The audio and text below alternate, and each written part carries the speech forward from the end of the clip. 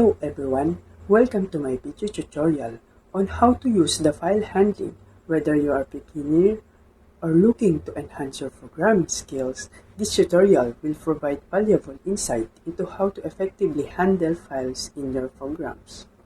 In this session, we'll cover key concepts and dive into practical coding example using the C language. By the end, you have a solid understanding of file handling and ready to implement in your own project. I'm your host, Justin Lagwatan, a passionate computer science and a student pursuing a Bachelor of Science degree. Today's topic, file handling, is crucial in programming, and I'm excited to share my knowledge and experience with you. Now, let's jump to the key concept of file handling. File handling. What is file handling? File handling is a fundamental aspect of programming that involves the manipulation and management of data stored in files, whether reading from or writing to files. This process is crucial for persistent data storage and retrieval. In programming language, file handling provides a bridge between the application and external storage, enabling the seamless exchange and storage of information. This is the our content of file handling: reading from and writing to files, file positioning, error handling during file operation. Number 1. Reading from and writing to files. Reading from and writing to files are essential operations in programming, facilitating the interaction between application and external data storage. Reading from a file involves extracting information from an existing file, while writing a file entails storing data for future reference. There have two primary purposes in programming: reading from file and writing a file. When reading from a file, a program accesses the content within a file, interpreting it according to the efficient format. Writing a file, on the other hand, writing files allows programs to save data persistently. This is valuable for tasks like logging information, saving user reference, or storing the output of computation. Number 2 is file positioning.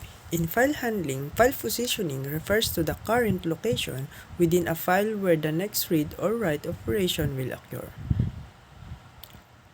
Understanding and management of file positioning in programming. File pointer. The file pointer is a cursor that indicates the positioning within a file. Reading and writing. File positioning allows to reading or writing data at any point in the file. Seeking. Seeking involves moving the file pointer to the specific location within the file. And modes of positionings. File positioning behavior depends on the life's open mode. Example: read, write, or open. Number 3 is error handling during operation. Error handling during file operation involves implementing mechanisms to detect, manage, and respond to unexpected issues that may arise during the manipulation of files. There are key aspects of error handling. File open error. Checking for errors during file opening is essential. Issues may include the file not existing, inefficient permission, or being unable to allocate resources. File close error. Errors during file closure should be handled to ensure proper resources release. Read and write error. During read operations, error might occur in the file is not in the expected format, or if there are issues with the file's integrity. Exemption handling. Use exception handling mechanism provided by the programming language to catch and handle errors gracefully. Logging. Implementing logging mechanism to record details or error, adding in debugging, and providing valuable information for troubleshooting. Now, let's move on to the exciting part, the code demonstration. We'll be using the C language to illustrate the file handling.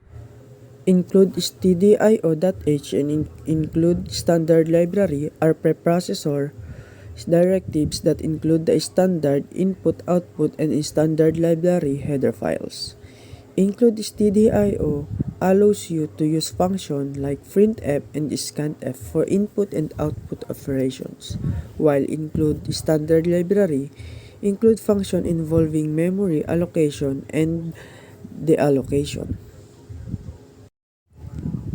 Int main, this is the main function, the entry point of a C program.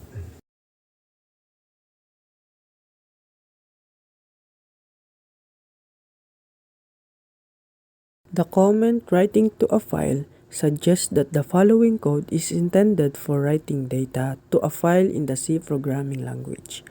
File is a structure in the C standard library that represents a file stream. It's used for handling file input and output, while asterisk write file declares a pointers to a file structure named write file.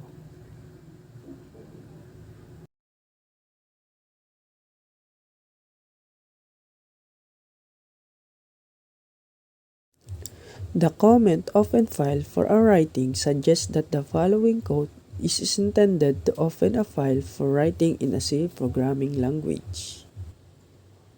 If write file equals fopen numbers.txt, write mode equality operation null. This checks if the file opening operation was successful. If the file pointer write file is null, it means there was an error of writing the file. Fopen numbers.txt write mode, this part of the code attempts to open file named number.txt in write mode. If the file does exist, it will be created. If it already exists, its content will be cleared.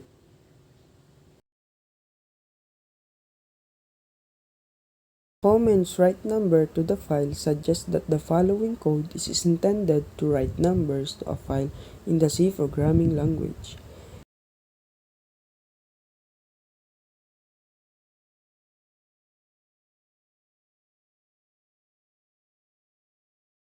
Fprint write file 10\n write the integer value 10 to the file associated with the write file. File pointer. The \n adds a new line character after the 10.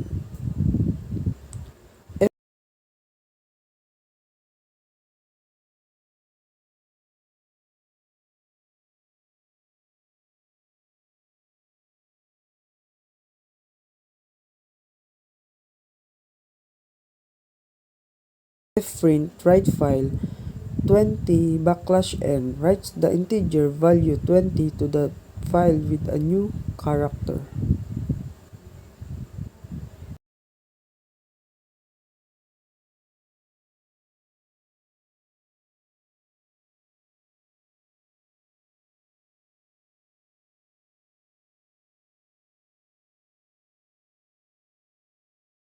Fprint write file 30\n writes the integer value 30 to the file with a new line character.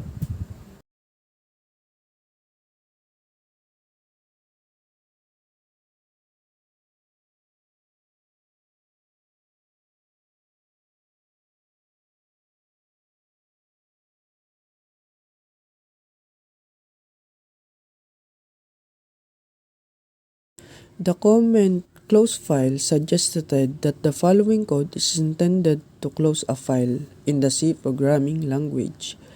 Fclose, this line uses the fclose function to close that file that was previously opened for writing.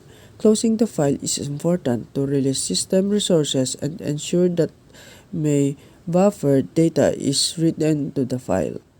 The printf function is used to print message to the console. The message is numbers have been written to the file \n. The \n at the end represents a new line character so that the next output will start on a new line.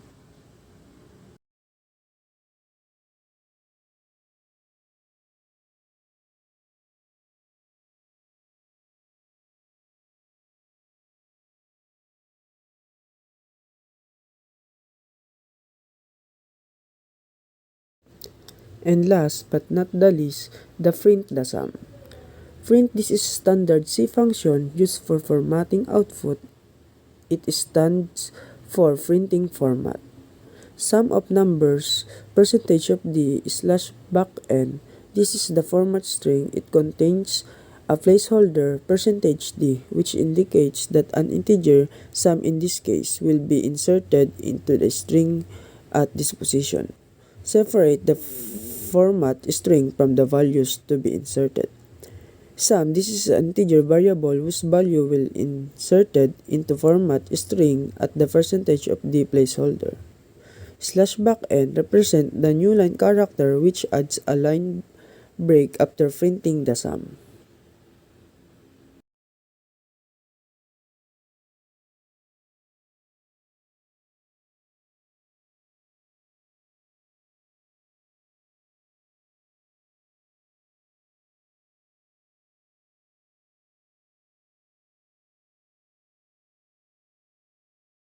And this will be the output of my example in my file handling.